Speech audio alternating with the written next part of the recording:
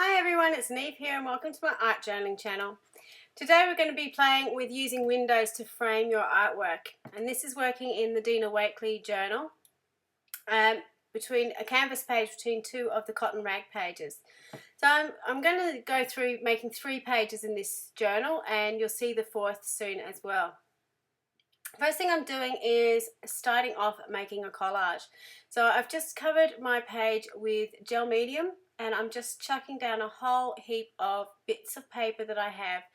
Old gel prints, the Dina Wakley tissues that I had a gel print on, some ledger paper from the early 1900s, some of my use it up papers that you can see in the background. I've torn one of those up and I'm sticking that in. Sticker paper that I had stuff printed on, more gel prints, just anything I grabbed my hands on. I just wanted to fill up the page with different bits and pieces. So this is again sort of a gel print with a gel print over the top. So my idea for doing this is to create basically a page of mark making. I just want to play with not having to think about things. I was really sort of struggling with thinking about focal images or what I wanted to do, and I just want to play. So when I want to play, I tend to start off just doing collage, a bit of paint, and then see what happens. So it's fairly intuitive and fun to do. I really enjoy doing it.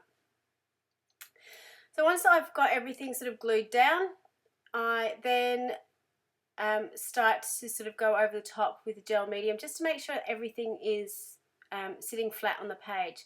Now this piece of paper that I've just put down, you can see some ink and stain coming off it.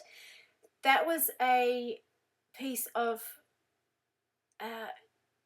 encyclopedia text that I'd put the Color Blast, those watercolor powders that you put the color on, color burst powders. Obviously when it's reactivated with a wet medium such as gel medium over the top, they reactivate and spread around. I didn't really mind because I knew I was going to add some more stuff to it, but just keep in your mind, if you are collaging and you do have watercolors or something that's water activated, like the dylusions dyes or something like that, if you put gel medium over top, it will reactivate it. So be aware, make it work within what you're doing. So once my page was dry, or mostly dry, then I start adding in some more color. Now to do this, I usually start with watercolors, and in this tin is a whole heap of handmade watercolors from Designs by Rachel Beth. I'm not a watercolorist, but I did come across these watercolors and they are just divine. They are my absolute favorites. I'm doing the old trick that I'm sure most of you do in your craft room. I didn't have any clean water, so I poured out some water from my water bottle because that's what you do. And I'm just painting over the top of my collage. Now some of it is sitting there and some of it won't. It will absorb into sort of the papers. Because I've got gel medium there, some of it will sit on top, but it just gives you a little bit of burst of extra colour. If you don't have watercolours, you can certainly use watered down acrylic paints. That will work exactly the same. The reason I love these is because it's got the neon colours in the set and it's got these beautiful metallics as well. So all I'm doing is just going in and just playing. I'm putting down colour, I'm putting down dots of colour, I'm making mites from my watercolours, just having a go with having fun. And you can see that metallic shine coming up as the watercolour dries. The good thing about using watercolours is the more you put on, it sort of acts as a ground or a primer for more watercolours to go over the top, so it works out well. This is the reason why I love these paints. You can see that metallic just really pops off the page and it starts to blend it all together. While it looked very bitsy with the collage in the front, this is where doing your extra mark making and putting the colours over the top can sort of start to blend it all together. By extending the pattern over a few different pieces of collage or a few different colours, it sort of starts to make it look more like one. I'll also go in and make lines in all sorts of different directions. Anything you can think of. There's no right or wrong way to do this. One of my favourite mark making things at the moment is making these sort of plus signs or crosses on my page. They're really easy to do, and just vary the width of them and the heights of them. I was doing some, I was sitting with my mum. She's been watching me do these sorts of things. She really wanted to learn how to do it. So I sat down yesterday and we did 2 pages each. And I was talking her through the process, and it was really interesting watching her do this part of it. Because when I looked over at her page, while she was doing pattern all over it, her pattern was regulated. It wasn't a random pattern. It was very pattern based. All her dots were in lines, all her crosses were the same size in lines. And that's just how she thinks, and that's how she works. And she's going, oh, I've done it wrong, I've done it wrong. There is no right or wrong in art. It was just a really interesting observation when I was sitting down next to her. I enjoy that randomness of doing the different sizes and the different shapes and go. I tend to work a lot in diagonals. You'll notice with my mark making, it sort of goes diagonally. Hers was all horizontal and vertical. That's just how it goes. So it'd be interesting for you to look at your pattern making and sort of say, oh, how's that working, or why am I doing it in that way? So the black pen I used was the Jane Davenport License to Quill pen. It's a waterproof pen. It goes over everything. It's got a lovely tip on it, and if you just hit it onto the page, you get those beautiful teardrop marks.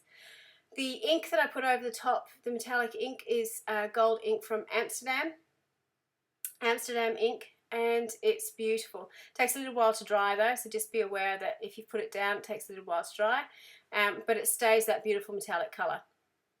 One of the things I really enjoy about doing these pages is doing that fine detail with the white pen and just putting in some extra lines. The other thing I found when I was working with Mum yesterday is I like to do those border bits, so just doing those little arches down the border just to sort of define where the edge is. And that was one of the differences between our pieces as well. Her piece, she didn't have any of those borders, which in reality you don't need, because the whole point about this, and what I would do with a piece like this, is scan it in, put it onto some sticker paper, cut it up, collage it, and then reuse it in another collage in another way. So there is no right or wrong way to do this. It's just having fun. Now I'm just going back in with that black pen to add some more detail, and you can see another sort of border line with those little dots down the bottom, and using the Thriller Jacket pen from Jane Davenport as well, which has a similar tip to that License to Quill. And if you just tap it onto the page, you get those sort of teardrops. Just be a bit careful with it, because it can look like blood if you do it in a particular way, which I found out yesterday. So that can be fun sometimes. You can see the piece of paper I've got in the background is my sort of use it up paper. All the ink that goes over the end, or if I'm testing out a pen, that's what goes in there. And again, I will scan that in and print it out. So this is where I was being very brave. I don't tend to do this very often, but I do like the look of windows. So I decided that I was going to cut a window in my artwork so that I could sort of frame up those 2 sides of my page. And it worked really well, because on the left hand side it framed the face, on the right hand side it framed those words that said be careful, something about the rules being tamed, but through the window you just see the rules tamed. So I just like the juxtaposition of that. So with this middle page, I decided I really loved how I did those bright colours on the left hand side, and I wanted to sort of replicate that. So I'm using lots and lots of Dylusions paints in lots of different rainbow colours.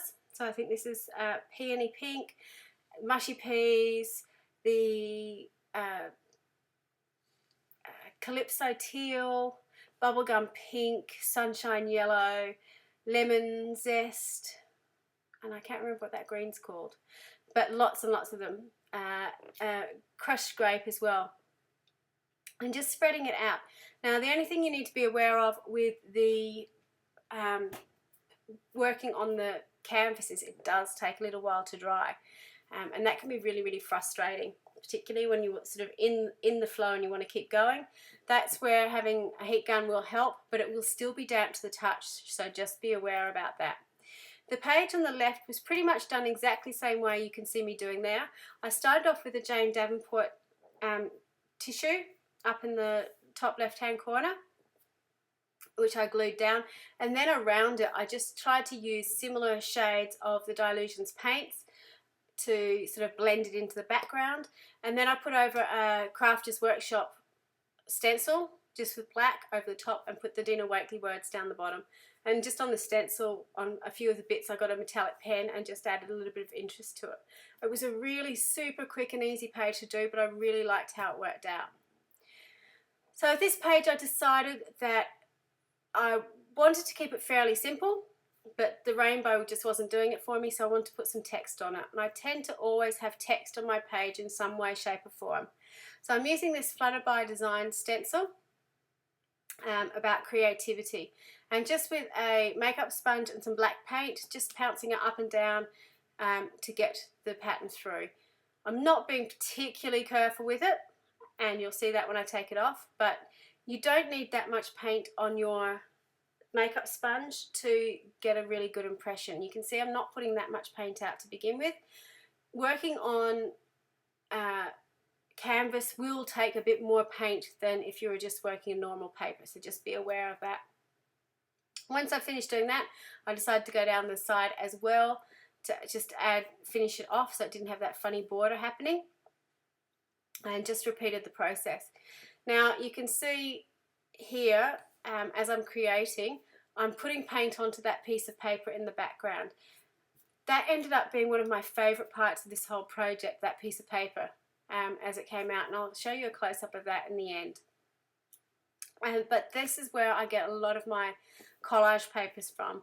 I've decided now that because I actually use this paper, I sacrifice some of my watercolour papers, put them in, I use them over and over and over again. That page has been used for at least 6 months now, but you can see all the interesting layers that are being built up. There's absolutely no rhyme or reason to it. You can see me testing out pens, stencils coming through, all sorts coming through on it. But it just ends up being this really interesting, vibrant piece of paper that you can use in lots of different ways. And they're one of my favourite projects, and they're just a surprise to look at every time, and the way they change every time. So I've decided that I'm going to do the same thing on this side of the canvas, using the same colour palette, just varying it up a little bit. I'll be using the same process of putting a stencil over the top, but this time it's a different stencil describing what art is. So I liked how when the page is open, the one before, you have the woman and it's talking about she is creative. On this page, I've got all that art mark making happening and it's talking about art. But you've got the other pages peeping through as well. So it just really appeals to me how that works out. Having windows and interactive pages in your journal are always lots of fun, because they do give you that window into what's happening on the next page. But you need to be really careful that it kind of all works together as well. It may not be planned out that way, it may just happen by accident, but just be aware that when you're doing it, because you are going to see what's coming through it, that have some sort of link is usually a really good rule of thumb to do. So this page is taking a bit longer to dry because it has obviously the extra moisture of the page below, or the paint from the other side. If you are a patient person, which I am not, I would leave the other side to dry overnight and then come back and do this the next day. That just wasn't going to happen for me because that's just not how I roll, so I just decided to jump straight into it.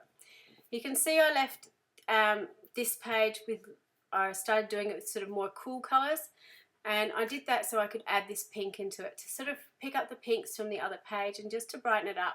It also picks up the pinks from the page with the lady on it, so it sort of gives you that double impression. So this is another stencil from Flutter by Designs, just describing what art is. It's emotional, fun, intense, bold, expressive, symbolic, all the words that we sort of use to describe art. So I'm going in again, not using very much paint.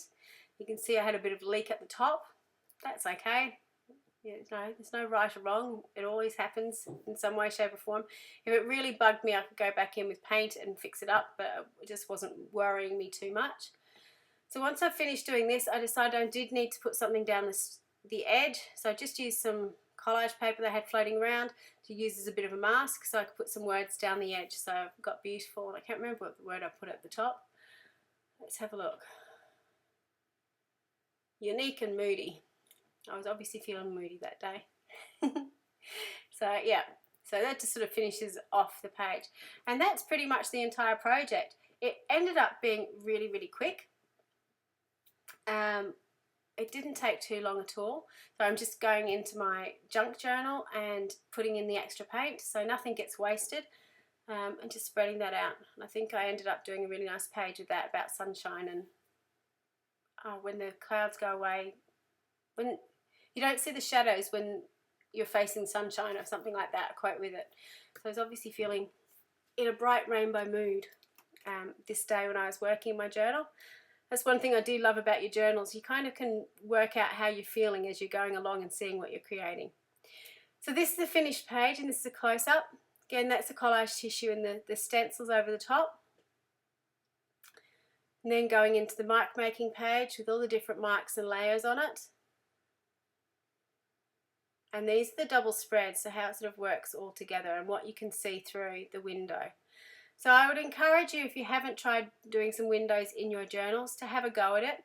One thing to remember, and you'll notice this on the canvas pages, is when you're working on them, they do shrink somewhat, so don't be worried if that happens.